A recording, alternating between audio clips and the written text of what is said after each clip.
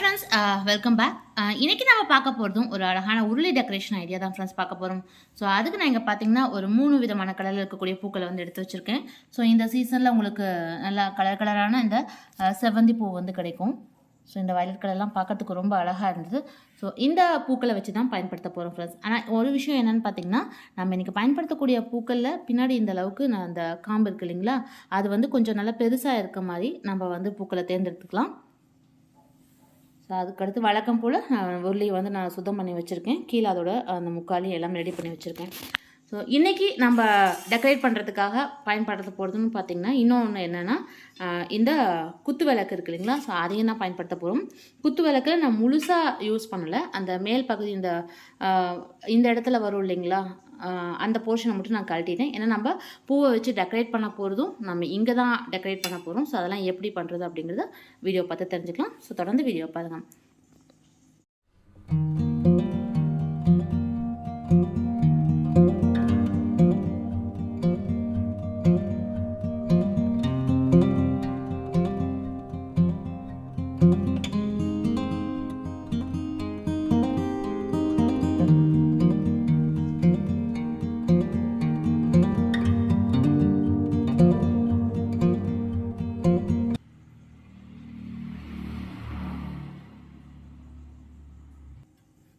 அடுத்து நம்ம எடுத்து வச்சுருக்கக்கூடிய இந்த குத்து விளக்கு இருக்குது இல்லைங்களா, ஸோ அதையுமே நம்ம உள்ளே எடுத்து வச்சிடலாம்.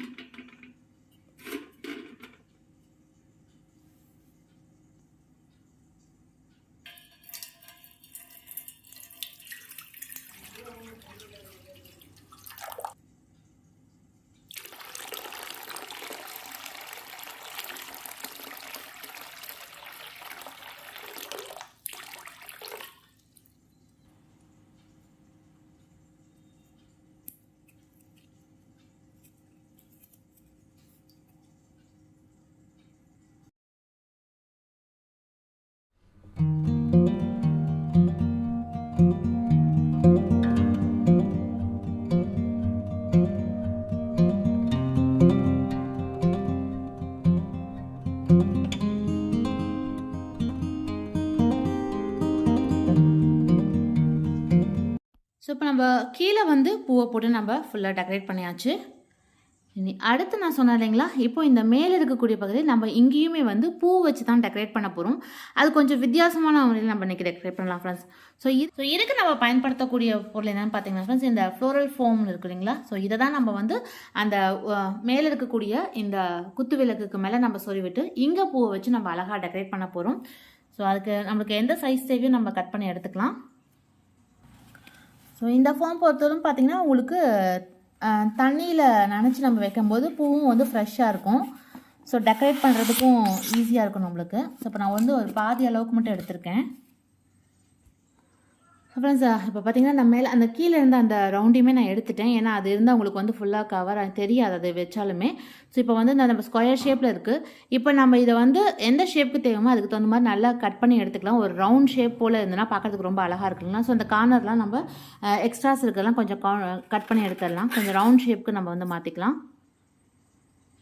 ஸோ இந்த எட்ஜஸ் மட்டும் நான் வந்து கட் பண்ணி விட்டுட்டேன். அந்த ஸ்கொயராக இல்லாமல் கொஞ்சம் ரவுண்ட் ஷேப் மாதிரி இருக்கட்டும் அப்படிங்கிறதுக்காக. ஸோ இப்போ இதை வந்து நல்லா நம்ம தண்ணியில் நனைச்சி எடுத்துக்கலாம் ஃப்ரெண்ட்ஸ். ஸோ நம்ம தண்ணியில் நனைச்சிட்டு அதுக்கப்புறமா நம்ம பூக்களை வந்து நம்ம சொல்லி வச்சா இதுலேயுமே ஃப்ரெஷ்ஷாக இருக்கும்.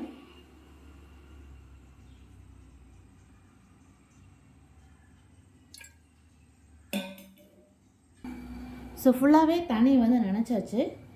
இப்போது இதில் நம்ம மேலே வந்து எல்லா இடமும் கேப்பே இல்லாத மாதிரி நம்ம எடுத்து வச்சுருக்கக்கூடிய இந்த செவ்வந்தி பூ இருக்குதுங்களா, ஸோ அதை வந்து நம்ம நல்லா சொருவி விட்டுடலாம். ஸோ இதை வந்து நம்ம இங்கே இந்த ஃப்ளோரல் ஃபோம் தான் வச்சுருக்கோன்னு தெரியாத அளவுக்கு நம்ம ஃபுல்லாக இந்த பூவால் வச்சு நம்ம கவர் பண்ணிக்கலாம். ஸோ ஃப்ரெண்ட்ஸ், இங்கே பார்த்தீங்கன்னா நான் ஃபுல்லாகவே அந்த பூவை வச்சு நான் கவர் பண்ணிட்டேன். ஸோ கீழே வந்து ஒரு லைன் மட்டும் நான் வந்து அந்த இந்த கலர் இருக்கு இல்லைங்களா, இன்னொரு லைட் ஆரஞ்சு கலர் மாதிரி இருந்தால் அதை கொடுத்துருக்கேன். மேலே வந்து உங்களுக்கு ஃபுல்லாக அந்த எல்லோ கலரில் கொடுத்துருக்கேன். ஸோ இது பார்த்திங்கன்னா நீங்கள் ஃபோம் வச்சுருக்கிறது தெரியாமல் ஃபுல்லாக கவர் பண்ணியிருக்கோம்.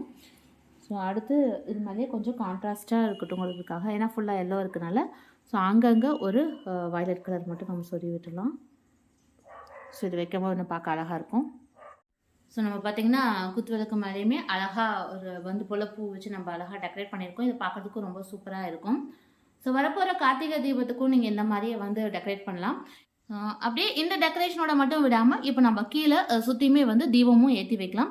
ஸோ இது இந்த மாதிரி தீபம் ஏற்றி வைக்கும்போது பார்த்திங்கன்னா நம்ம கார்த்திகை தீபம் அன்றைக்கி நிறையா விளக்குலாம் ஏற்றுவோம் இல்லைங்களா?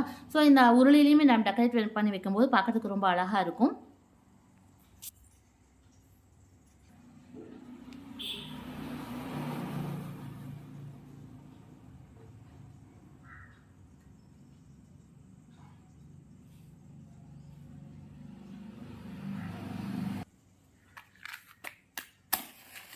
ஸோ நான் உருளை சுற்றியுமே வந்து அகல் தீபம் தான் வச்சுருக்கேன்.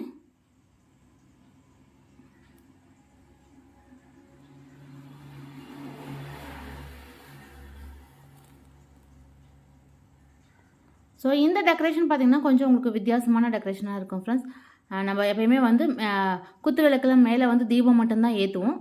ஸோ அந்த மாதிரி இல்லாமல் நம்ம மேலேயும் வந்து பூக்களை வச்சு டெக்கரேட் பண்ணும்போது பார்க்குறதுக்கும் ரொம்ப வித்தியாசமாக இருக்கும். கண்டிப்பாக நீங்களும் இதை ட்ரை பண்ணி பாருங்கள் ஃப்ரெண்ட்ஸ். ஸோ ஃப்ரெண்ட்ஸ், இன்றைக்கி பார்த்த இந்த உருளி டெக்கரேஷன் ஐடியா கண்டிப்பாக உங்களுக்கு பிடிச்சிருக்கும்னு நினைக்கிறேன். ஸோ நீங்களும் வரப்போகிற கார்த்திகை தீபத்துக்கு இந்த மாதிரி ஒரு அழகான டெக்கரேஷன் வந்து ட்ரை பண்ணி பாருங்கள் ஃப்ரெண்ட்ஸ். ஃப்ரெண்ட்ஸ், இன்றைக்கி பார்த்து இந்த பதிவு கண்டிப்பாக உங்களுக்கு பிடிச்சிருக்கும், ரொம்ப யூஸ்ஃபுல்லாக இருந்திருக்கும்னு நினைக்கிறேன். இந்த வீடியோ உங்களுக்கு பிடிச்சினா மறக்காமல் உங்கள் ஃப்ரெண்ட்ஸ்க்கு ரிலேட்டிவ்ஸ்க்கு ஷேர் பண்ணுங்கள். மீண்டும் அடுத்த நல்ல ஒரு யூஸ்ஃபுல்லான வீடியோவில் உங்களை வந்து சந்திக்கிறேன். நன்றி.